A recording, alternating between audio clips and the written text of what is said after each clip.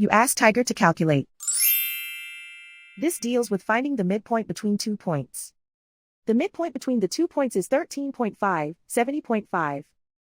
Let's solve it step by step. Plot the 2 points and calculate the midpoint using the formula. The coordinates of point 1 are, x1 equals -21, y1 equals 43. The coordinates of point 2 are, x2 equals 48, y2 equals 98. PM represents the midpoint of the 2 points.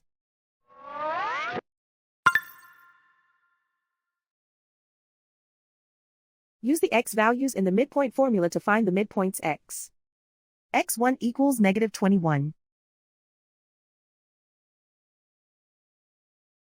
x2 equals 48. Simplify the arithmetic.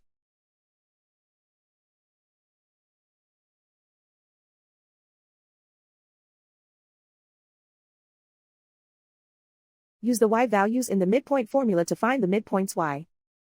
y1 equals 43.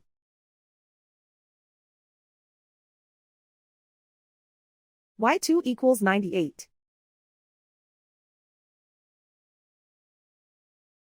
Simplify the arithmetic.